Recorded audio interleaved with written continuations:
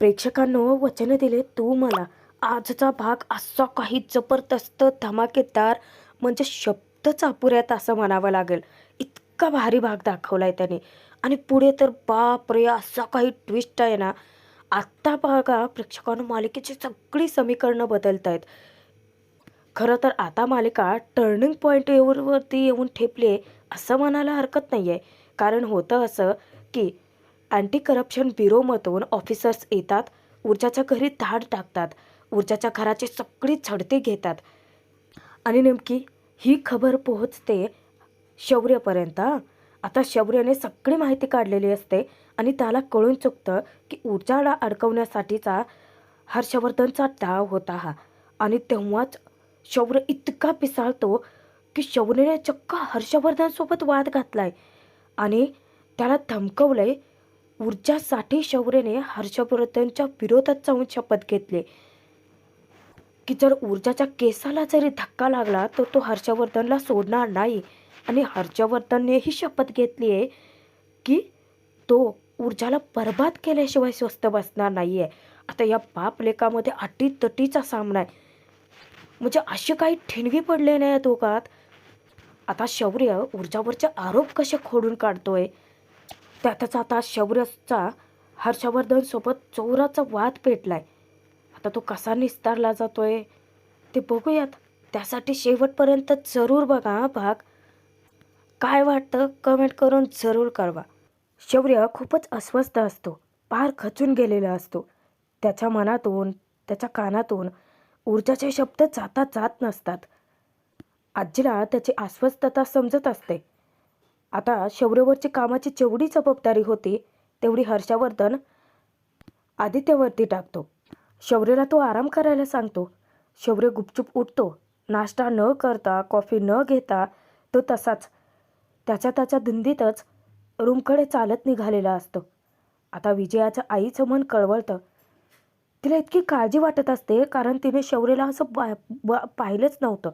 हर्षवर्धन सांगतो की विजया आराम करू देत त्याला. जेव्हा शौर्य त्याच्या रूमकडे निघालेला असतो सतत त्याच्या कानात ऊर्जाचे तेच शब्द घुमत असतात. तिचं ते राखवणं, चिडणं आणि आपसुकच त्याच्या डोळ्यातून अश्रू येतात. इकडे ऊर्जासुद्धा तितकीच अस्वस्थ असते. पूर्वा येऊन विचारते की हे काय कोर्टात निघाली आहेस का? आता थोडा वेळ कामात मन रमलं तर निदान ऊर्जाला बरं तरी वाटेल ना. ती सांगते की हो, 2 ॲफिडेव्हिटचे कामं आहेत आणि एक केस फाईल करायची आहे. पूर्वा म्हणते की तू चहाही नीट प्यायली नाहीस, नाश्ताही नीट केला नाहीस. असं करून कसं चालेल ऊर्जा? अगं तुला एनर्जी तरी असायला हवी ना. ती पुन्हा वैतागते. ऊर्जा सांगते की आई प्लीज, माझा मूड नाही आहे काही खाण्यापिण्याचा. पूर्वा तिला विचारते की तू जेवायला घरीच येशील ना. तेव्हा ऊर्जा उत्तर देते की माहीत नाही, पण आता या दोघींना मोठा धप्पा बसण्याची वेळ आली आहे. कारण आता असं काही मोठं संकट कोसळते ऊर्जावरती. अचानकच त्या संकटाची चाहूल लागते कारण दरवाजावरती टकटक होते. तेव्हा दोघेही सावध होतात. कोण आलं असेल असा विचार करून ऊर्जा पूर्वा दोघेही जाऊन जेव्हा दरवाजा उघडतात तेव्हा मात्र आता त्यांच्या पायाखालची जमीनच हादरते. ते ऑफिसर स्वतःची ओळख करून देतात की आम्ही अँटी करप्शन ब्युरोमधून आलो आहोत. तुम्ही विक्रांत शिर्केंना बदनाम करण्यासाठी लाच घेतली आहे अशी तक्रार आली आहे आमच्याकडे. स्वतः आमदार दिग्विजय शिर्के यांनी तुमच्या विरोधात आमच्याकडे तक्रार दाखल केली आहे. ऊर्जाला असा काही झटका बसलेला असतो ना. ऊर्जा त्यांना सांगते की सर नाही, माझ्यावरचे आरोप खोटे आहेत. पण ते सांगतात की तुम्ही 5 लाख रुपये कॅश घेतली आहे. तुमचे बँक स्टेटमेंटनुसार तुमच्या अकाउंटमध्ये 5 लाख रुपये आहेत. तेव्हा ऊर्जा हादरते. ती त्यांना सांगते की मुळात माझ्या बँक अकाउंटमध्ये पैसे आहेत ही गोष्टच मला माहीत नाही आहे. ते स्वतः त्यांचे बँक डिटेल्स दाखवतात आणि ऊर्जा अगदी सुन्न पडते. तुम्ही आता कॅशमध्येही पैसे घेतले असू शकतात, त्यामुळे आम्हाला तुमच्या घराची झडती घ्यायची आहे. ऊर्जा जीव तोडून सांगत असते की तिने कोणाकडूनही लाच घेतलेली नाही आहे. तिने कोणाकडूनच पैसे घेतलेले नाही आहेत. हो पण कसं सिद्ध होणार? कारण ऊर्जाला गाफील ठेवून हर्षवर्धन केव्हाच डाव खेळून मोकळा झालाय. आता ते ऑफिसर्स तिच्यावरती ओरडतात, रागवतात की हे बघा, आम्हाला आमचं काम करू देत, आम्हाला तुमच्या घराची झडती ही घ्यावीच लागेल. पूर्वा विचारते की अहो पण झडती का घ्यायची आहे, आमच्या घरात काहीही नाही आहे. तेव्हा ते ऑफिसर सांगतात की ॲडव्होकेट ऊर्जा शिंदे, तुम्ही वकील आहात, तुम्हाला नियम सगळे माहिती आहेत, त्यामुळे आमच्या कामामध्ये तुम्ही दखलंदाजी करू नका. ऊर्जा पुन्हा पुन्हा तळमळीने सांगते, जीव तोडून सांगते की सर, मी कोणाकडूनही पैसे घेतलेले नाही आहेत. तेव्हा ते ऑफिसर म्हणतात की ठीक आहे, नसतील घेतले तर तेही सिद्ध होईल, पण आम्हाला आमचं काम करणं आवश्यक आहे. आता जेवढे काही ऑफिसर्स आलेले असतात ते कामाला लागतात. पूर्वा त्यांना अडवण्याचा प्रयत्न करते, पण ऊर्जा तिला बाजूला घेते. आता सर्वच ठिकाणी ते चेक करत असतात. आता सगळीकडे जर तपास करायचा, झडती घ्यायची म्हटलं तर मग आता ते सामान अस्ताव्यस्त फेकून देत असतात. सगळं उशा, बेडशीट, गादी सगळं काही फाडून टाकतात. आणि ते पाहून पूर्वाचा जीव तिला स्वस्थ बसूच देत नसतो, कारण घरात सगळे इकडे तिकडे अस्ताव्यस्त उद्ध्वस्तच करत चाललेले असतात. आता बाहेर तिथे ऊर्जाच्या सगळ्या फाईल चेक करून झाल्या. पूर्वाचं बचत गटाचे जे सामान ठेवलेलं कपाट असतं ते सगळं चेक करून झालं. बरं, सोफ्याचे ते सगळं फाडून बिडून झालं, तिथे काहीच भेटलं नाही त्यांना. मग ते आता डायरेक्ट जातात किचनमध्ये. आता पूर्वा इतकी कळवळत असते, इतकी ओरडत असते की अहो नका ना ही सगळी नासधूस करू. जेव्हा ते किचनमध्ये जातात तेव्हा चक्क ती धावत जाते. हात सोडून त्या ऑफिसर्सला रिक्वेस्ट करते की प्लीज, हे बघा, तुम्हाला तुम्हाला ना काही चेक करायचं आहे ते सगळं करा, पण अशी अन्नाची नासधूस नका ना हो करू. आमच्याकडे फक्त इतपतच खायला उरलेलं आहे. तुम्ही असं नासधूस केली तर आम्ही काय खाणार? खरं सांगू प्रेक्षकांनो, त्या ऑफिसर्सला सुद्धा इतकं वाईट वाटतं. खरं तर मान खाली घालून उभे असतात ते. त्यानंतर त्यातलाच एक ऑफिसर आहे, तो ओरडतो की हे बघा मॅडम, आम्हाला आमचं काम करू द्या. त्यावेळेस पूर्वा इतकी तळमळीने रडत रिक्वेस्ट करते. तेव्हा ऊर्जा समजावते, थांब आई, मी बोलते त्यांच्याशी. ऊर्जा हात जोडून त्या सिनियर ऑफिसरला रिक्वेस्ट करते की साहेब, हे बघा, आमच्याकडे फक्त इतकंच अन्न उरलं आहे. आता तुम्ही त्याची नासधूस केली तर आम्ही काय खाणार? तुम्ही असं खाली नका ना ओतू ते सगळं. त्यापेक्षा तुम्ही इथली भांडी घ्या, या भांड्यांमध्ये ओता. हात जोडून ती रिक्वेस्ट करते की साहेब, आम्ही नाही होता, आम्ही श्रीमंत नाही आहे, आमच्याकडे काळा पैसा, गरीब आहोत आम्ही, कष्टाने कमवतो आणि स्वतःच्या मेहनतीचंच खातो. आता सिनियर ऑफिसर्सला सुद्धा खूप वाईट वाटतं.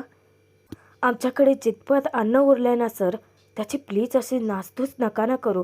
मी तुमच्या कामाच्या आडे येत नाही आहे, तुम्हाला तुमचं काम करा असंच सांगते. फक्त आमच्या जगण्याचं साधन तरी नका नाही राहून घेऊ. आता त्या सिनियर ऑफिसरचा जीवसुद्धा कळवळतो बरं का. तो बाकीच्या ऑफिसर्सला सांगतो की हे बघा, आपल्याला कॅश शोधायची आहे, नासधूस नुकसान करायचं नाही आहे. तेव्हा पूर्वा, ऊर्जा दोघेही निश्चिंत होतात. त्या सिनियर ऑफिसरचे आभार मानतात आणि दोघेही बाहेर येतात. अख्ख्या घरात नुसता पसारा आणि राडाच झालेला असतो. घराची अवस्था बघून पूर्वाला तर इतकं रडू कोसळतं. इकडे शौर्य इतका अस्वस्थ असतो, कारण त्याच्या कानात, मनात सतत पूर्वा, ऊर्जा आणि हर्षवर्धनचे शब्द घुमत असतात. इतक्यात आजी येते. आजी तेव्हा त्याला हाक मारते, त्याच्या जवळ जाऊन बसते, त्याची समजूत घालते. शौर्य, असं वागून कसं चालेल सांग बरं बाळा. तो म्हणतो की माझं लग्न होणारच नाही याची ना मला खात्रीच पटली. आता किती स्वप्न घेऊन गेलो होतो का आजी आपण तिच्या घरी, पण काय झालं? पूर्वा काकूला माझा चेहरा बघायचा नाही आहे, इकडे डॅडला ऊर्जाचं नाव नको आहे. खरंच हे लग्न होऊच शकत नाही, खात्री पटली माझी. तेव्हा आजी समजावते की शौर्य, लग्न आधी एकमेकांसाठी असतं आणि मग कुटुंबासाठी. तेव्हा शौर्य म्हणतो की पण ते व्हायला तर हवं आहे ना. आजी समजावते की शौर्य, इतका निगेटिव्ह विचार नको करूस बाळा. तेव्हा शौर्य म्हणतो की चला, माझा खूप विचार करून झाला. एकंदरीत पूर्वा काकू या लग्नासाठी होकार देतील. अशक्यातली अशक्य गोष्ट ऊर्जासुद्धा कदाचित हो म्हणेल. पण डॅडचं काय? ते तयार होणार नाहीत ना या लग्नासाठी. गेले कित्येक वर्ष ते तुझ्याशी बोलत नाहीत आजी. कारण त्यांना त्यांच्या युगोपुढे दुसरं काही दिसतच नाही. आता फक्त ऊर्जाला हरवणं इतकंच ध्येय घेऊन बसलेत ते. मी अशा सिच्युएशनमध्ये कसा घेऊन येऊ ऊर्जाला घरी? आणि जरी घेऊन आलो त्याच्यानंतर काय? आजी आता ताडकन उठते. शौर्यही उठतो.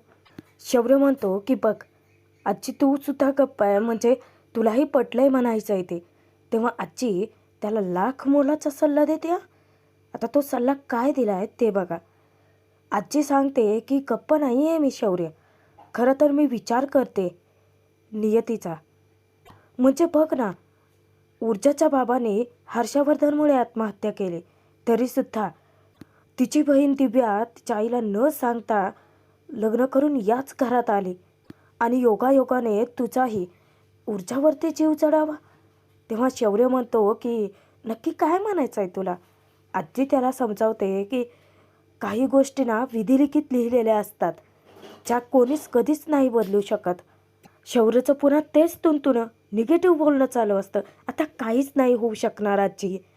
आजी त्याची समजूत घालते की शौर्य, ऊर्जाचा विचार कर, तिला थोडा वेळ दे. इकडे तुझी अवस्था अशी आहे तर विचार कर तिची काय अवस्था असेल.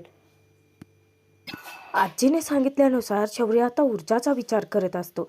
इकडे ऊर्जाच्या घरी तर भलताच राडा होऊन बसलेला असतो. आता सगळीकडे झडती घेऊनही काहीच सापडलं नाही, म्हणून ते ऑफिसर जाणार असतातच. पण एक ज्युनियर ऑफिसर आठवण करून देतो की देव्हारा तपासायचा राहिलाय. आता पूर्वा धावत जाते आणि त्याने रिक्वेस्ट करते की अहो निदान गणपती बाप्पाच्या मूर्तीचा तरी विचार करा. जे सिनियर ऑफिसर आहेत ना, ते आपले बुटं बाजूला काढतात, गणपती बाप्पाला नमस्कार करतात आणि मूर्ती उचलून घेतात. त्यानंतर दुसरा ऑफिसर तिथे बसतो, देव्हारा पूर्णतः चेक करतो, पण शेवटी तिथे काहीच सापडत नाही. नंतर ते सिनियर ऑफिसर आहेत ते गणपती बाप्पाला आहे त्या जागेवरती बसवतात, परत एकदा नमस्कार करतात, आपले बुटं घालतात. आता सगळेच जण जाणार असतातच. तेव्हा ऊर्जा त्यांना म्हणते की सापडलं का तुम्हाला काही? अहो मुळात नाहीच आहे आमच्याकडे काळा पैसा. आम्ही कष्टाने मेहनतीने करून कमवून खाणारी माणसं आहोत. तेव्हा तो सिनियर ऑफिसर समजावतो की हे बघा मॅडम, मी ड्युटीवर आहे, मी तुमच्याशी जास्त काही बोलू शकत नाही. हो, पण प्रामाणिकपणाला कधीच कोणी दाबू शकत नाही. जर मॅडम तुमच्या अकाउंटमध्ये 5 लाख रुपये कशासाठी आहेत हे तुम्ही नाही सांगू शकलात तर मात्र तुम्ही अडचणीत याल. तो आधीच सावधानतेचा इशारा देतो. आता ते सगळे ऑफिसर्स निघून जातात. पूर्वा ऊर्जा दोघे इतके अस्वस्थ असतात. पूर्वा म्हणते की म्हणू हे सगळं कोणी केलं असेल ग? तेव्हा ऊर्जा म्हणते की माहीत नाही आई, पण नक्कीच खूप मोठं कारस्थान आहे आपल्या विरोधात. आता पूर्वाचा जीव चिंतेत पडतो की एकूण एक एकावर एक धक्केच बसतायत फक्त. हे सगळं कुणी केलं असावं? आणि दोघींच्याही मनात पटकन विचार येऊन जातो की शौर्य, त्यांचा संशय शौर्यावरती जातो. इकडे शौर्याचं कुठे मनच लागत नसतं, त्याचं चित्त थाऱ्यावरच नसतं. कारण फोनमध्ये ऊर्जाचा फोटो पाहतो आणि समोर ऊर्जाचं कानातलं ठेवलेलं असतं, जे स्वतः त्याने तिला गिफ्ट केलं होतं. आणि सततचं ते ऊर्जाचं चिडणं, रागवणं, ते सगळं त्याला अचानक आठवत असतं. मग पुन्हा तो स्वतःला सावरण्याचा प्रयत्न करत राहतो. इतक्यातच हर्षवर्धनचा आवाज येतो. शौर्य पटकन सावध होतो, कानातले लपवून ठेवतो आणि शांत निवांत बसल्याचं दाखवतो. हर्षवर्धन त्याला विचारतो की काय झालंय? शौर्य म्हणतो की काही नाही डॅड, थोडासा थकलोय. हर्षवर्धन त्याला उठवतो, चल माझ्यासोबत, आणि शौर्यला घेऊन जाऊन बेडवरती बसवतो. तिथे जाऊन तो पुन्हा तेच विचारतो की काय झालंय नक्की? तो म्हणतो की काही नाही डॅड, थोडासा थकलोय इतकंच. हर्षवर्धन म्हणतो की तू थकलायस? 5 तास टेनिस क्लबपासून ते घरापर्यंत तू धावत येत होतास. तुला माहिती आहे तिथलं अंतर किती? 5 ते 6 किलोमीटर. तेव्हा न थकणारा माझा मुलगा, मी तुझा डॅड आहे, त्यामुळे मला मूर्खात काढू शकत नाही. तो आपल्या शौर्याला आपल्याकडे वळवतो आणि विचारतो की तानं बाळ होतास ना, तेव्हापासून मी तुला ओळखतोय. नक्की काय झालंय? तरीही आता काही केलं शौर्य काहीच सांगायला तयार नाहीये. मग हर्षवर्धन आता उठतो आणि म्हणतो की चल. तो कपाटातून त्याचं एक टी शर्ट आणि पॅन्ट काढतो आणि विचारतो की बोल, काय घालणार आहेस? हा शर्ट की पॅन्ट? शौर्य विचारतो की काय करताय डॅड? त्यावर हर्षवर्धन म्हणतो की तुला रूममधून घराबाहेर काढण्याचा प्रयत्न. त्यावर शौर्य म्हणतो की डॅड, तुम्हीच मला सुट्टी दिली होतीत ना? तेव्हा हर्षवर्धन म्हणतो की हो, सुट्टी मी कॅन्सल करतच नाही आहे. पण स्वतःला असं खोलीत कोंडून घेऊन असं सतत विचार करत राहून काहीही होत नसतं शौर्य. घरातून तर तुला बाहेर पडावंच लागेल. हर्षवर्धन त्याला विचारतो की कुठलं कॉम्बिनेशन ट्राय करशील? तरीही शौर्याचं तेच उत्तर, मला नाही जायचं बाहेर कुठे. तेव्हा हर्षवर्धन म्हणतो की हे बघ शौर्य, तुला रूममध्ये बसायचं आहे बस, पण स्वतःला कोंडून ठेवणं हा ऑप्शनच नाही आहे. तोपर्यंत इकडे ऊर्जाने आता सूत्र हलवलेली असतात.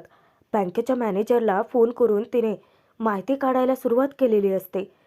तेव्हा ऊर्जाला धक्कादायक बातमी कळते की काय, तिच्या अकाउंटमध्ये इतके सगळे पैसे जमा झालेत.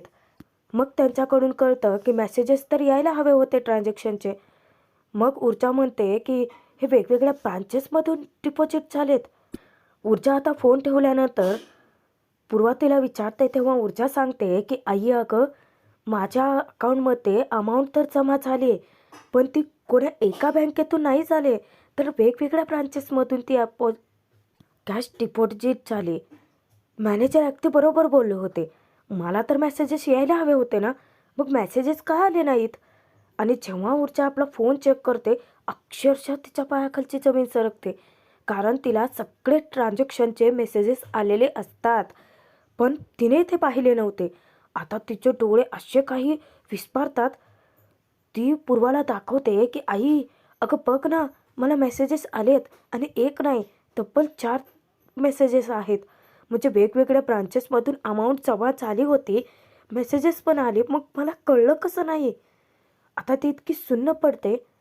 पूर्वा तिला विचारते की असं झालं असावं कदाचित, तू तुझा फोन सायलेंट केला असेल तर? ऊर्जा सांगते की नाही आई, मी माझा फोन कधीच सायलेंट ठेवत नाही. तेव्हा विचार करते ऊर्जा आणि मग तिला आठवतं की ऊर्जाच्या फोनवरती मेसेजेस आले होते बँकेचे आणि नेमकं त्यावेळी शौर्याला महत्त्वाचं बोलायचं म्हणून त्याने तिच्या हातून फोन काढून घेतला होता. बापरे! आता याचासुद्धा इतका मोठा गैरसमज पसरतो ऊर्जाच्या मनात. ऊर्जा म्हणते की आई, मेसेजेस आले होते, मी ते बघितलेही होते, पण मला वाचू दिले गेले नाहीत. त्या क्षणी ऊर्जा अशी काही कोसळते ना प्रेक्षकांनो, तिला वाटत असतं की शौर्य इतका मोठा डाव खेळला तिच्यासोबत, तिला साधी भनकही लागू दिली नाही आणि ती डोळ्यांवरती झापडं लावून होती. इतका त्रास होतो ना तिला. प्रेक्षकांनो, भाग जरी संपला असला ना, आई शपथ पुढे इतका मोठा ट्विस्ट आलाय. कारण आता शौर्य हर्षवर्धनमध्ये बाचाबाची झाली. ती बघा कशी. शौर्य 5 लाख रुपयांबद्दल हर्षवर्धनचा तो डाव आहे हे सांगायला ऊर्जाला येतो खरा. ऊर्जा त्याचं काहीच ऐकून घेत नाही. उलट ती त्याच्यावरती आरोप लावते की हा सगळा डाव त्याचा आहे म्हणे. शौर्य इतका खचतो, घरी येऊन तो हर्षवर्धन सोबतच वाद घालतो.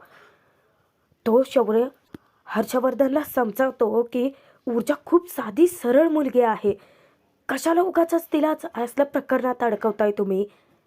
अहो, केस जिंकायचे असेल तर केस लढा ना, दुसऱ्यांचे आयुष्य कशाला बर्बाद करता?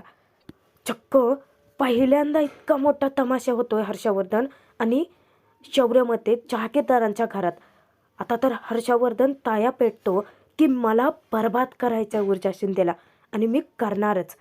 आता दोघांमध्ये अटीतटीचा सामना आहे, कारण हर्षवर्धनला ऊर्जाला बर्बाद करायचा आहे आणि शौर्याला ऊर्जाला वाचवायचा आहे. कारण त्याने शपथ घेतली आहे की तो ऊर्जाच्या केसालाही धक्का लागू देणार नाही. आता काय खरं नाही आहे प्रेक्षकांनो, कारण या बाप लेकामध्ये अशी काही ठिणगी पडली आहे ना, बाप रे.